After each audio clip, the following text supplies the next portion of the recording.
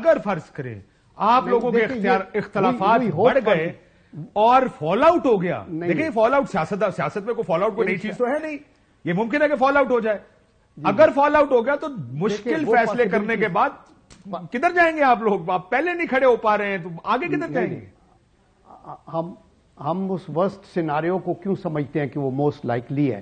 میرے تو خیال میں آصف زرداری صاحب بہت ہی میچیور اور بہت ہی تجربہ کار اور بہت ہی کونا مشق سیاستدان ہیں، اور ہم سب کو پتا ہے کہ ملک کو آگے لے کے جانا ہے تو ہمیں اپنی سیلف سے باہر نکل کے پاکستان کا سوچنا ہوگا. تو I can assure you that sooner or later, ایک تو میرا یہ ہنچ ہے کہ پیپل پارٹی والے ضرور جہاں ان کی مدد چاہیے ہوگی یہ آئیں گے. ایک پرانی جماعت ہے، تجربہ کار، ان کے پاس آنےسٹ قسم کے لوگ ہیں جو آگے کر سکتے ہیں. تیسری بات ہم ڈسکس کر رہے تھے نا کہ ملک کے اندر پی ڈی ایم کے ٹائم پہ مہنگائی ہوئی ہے. دیکھیں ملک کے اندر مہنگائی ایک تو ویک گورننس ایک ریزن ہوتا ہے، لیکن اس سے بھی زیادہ گلوبلائزڈ انوائرمنٹ میں ریجنل سچویشن، یہاں ٹیررزم مثلا افغانستان سے بڑھ گیا، انڈیا کے ساتھ. سر لیکن یہ تو آرگومنٹ ہے سر، پہلے 3.5 سال آپ کہتے رہے لیڈر نکما ہے اس لیے مہنگائی ہے. اب آپ کہہ رہے ہیں جناب انٹرنیشنلی بڑا مسئلہ خراب ہو گیا. حالانکہ اس کے دور میں اگر آپ کو آپ کا آرگومنٹ مان بھی لیا جائے تو اس کے دور میں کووڈ آیا تھا، جو پیپلز پارٹی کہتی ہے، آپ کو یاد ہے 2008 کی آپ کہتے تھے انٹرنیشنل گلوبل ریسیشن تھا، سال 1.5 سال نے تو اس کو معیشت کو افیکٹ کیا. ابھی کوئی انٹرنیشنل ریسیشن تو تھا نہیں، یہ کووڈ نے ہی سارا مسئلہ خراب کیا. سپلائی چینز کٹ گئیں اور پروڈکشن ختم ہو گئی، ملک بند ہو گئے. اس کے باوجود آپ نے کہا نکما. اپنی باری آپ کہتے ہیں جی انٹرنیشنل معاملہ بڑا خراب ہے، ہم تو اس وجہ سے نہیں کر پائے. نہیں ہم یہ کہہ رہے ہیں کہ جو آئی ایم ایف سے ان کی ڈیل ہوئی تھی وہ ٹھیک نہیں تھی، اور جس کی وجہ سے پھر آگے چلتے رہے اور کوئی ویژن نہیں تھا آگے چلنے کا. میں یہ کہہ رہا ہوں کہ یوکرین کی جنگ مثلاً لگی، مثلاً آپ یہ دیکھیں کہ اس کے آئل کی پرائسز گئی.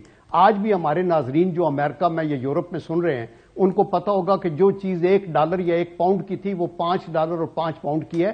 تو انٹرنیشنل سچویشن بھی آپ کو افیکٹ کرتی ہے. اس نے تحریک انصاف کو بھی کیا ہوگا، شیورلی کیا ہوگا، لیکن دین بیوٹی لائز کہ آپ اس کو کنٹرول کیسے کرتے ہیں. I assure you that we should hope for the better. Election ہو گئے ہیں، اللہ کے کرم سے کولیشن گورنمنٹ بنے گی اور یہ گورنمنٹ جو ہے یہ اس کو آگے لے کے چلے گی بین الاقوامی سطح کے اوپر بھی، اور ملک کے اندر. ایک چیز یاد رکھیں، آپ نا ایک کام کریں، آپ کووڈ کے بعد، کووڈ کے دوران، کووڈ کے بعد پاکستان میں فورن ریمیٹنسز دیکھیں ذرا.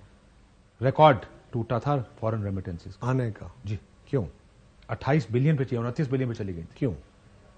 کبھی سوچا ہے؟ تحریک انصاف کہتی ہے ہم نے انیشیٹو شروع کیے تھے، وہ گرین پاکستان، اس کا کوئی تعلق نہیں. میں اکانومی کا جانتا ہوں، اس کا کوئی تعلق، میں بتاتا ہوں آپ کو. میں نے وہ جی ڈی پی بھی نکال لی ہے. اپریل 2022 میں 5.9 جی ڈی پی گروتھ تھی جو مائنس میں چلی گئی تھی، اور 0.29 اگست میں عرض کر رہا ہوں کہ گزارش یہ ہے کہ اس وقت ہوا یہ تھا کہ جب عالم میں کووڈ نے تباہی پھیری تو دنیا کے ترقی یافتہ ممالک نے اور بہت سارے جو ہمارے گلف کنٹریز ہیں وہاں سے بھی یہ ہوا کہ لوگوں کو ان کے پیمنٹس کر کے اور ان کو واپس بھیج دیا گیا جو جابس وہاں کر رہے تھے. جب سوسائٹیاں بند ہوئیں تو وہ پیسے لے کے واپس آئے.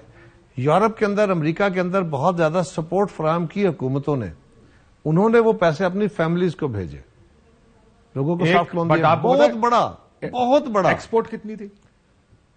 31 ارب ڈالر پاکستان کی ایگریکلچر کی. ایکسپورٹس کی بات کر رہا ہوں، ایگریکلچر کی بات نہیں کر رہا. ایگریکلچر بھی اس ٹائم کہتے تھے ریکارڈ بڑا.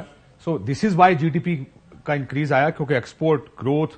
آل ایم سیئنگ از کہ یہ ہمیں واپس اس طرف جانا پڑے گا کہ ایکسپورٹ آپ لے کے جائیں 35-40 بلین ڈالر پہ. ریمیٹنسز بڑھائے، اس کے لیے کانفیڈنس دینا پڑے گا. ریمیٹنسز کے اوپر توجہ کم کرنے کی ضرورت ہے. ریمیٹنسز اتنی بڑھانے کی، اب جو وہاں کی نسلیں جو ہماری گئی ہوئی ہیں نا، جب وہاں سیٹل ہو رہی ہیں تو ریمیٹنسز کے اوپر پریشر بڑھ رہا ہے. ہمیں بیسیکلی پاکستان کی ایکسپورٹس بڑھانی ہے، وہ ایگرو ایکسپورٹس ہوں یا انڈسٹریل ایکسپورٹس ہوں، اس لیے کہ پروڈکشن بڑھے گی تو نہ صرف ہمیں ریمیٹنس ہمیں ڈالر ملے گا بلکہ جاب ملے گا. ٹھیک ہے، روزگار. مجھے ایک بات بتائیں سر، میں آپ دونوں سے پوچھنا چاہتا ہوں. یہ تو اکانومی کی ایک بات ہے، چلتی رہے گی، بظاہر ہم فگرز دیکھتے ہیں، اس کے اوپر فیصلہ کرتے ہیں.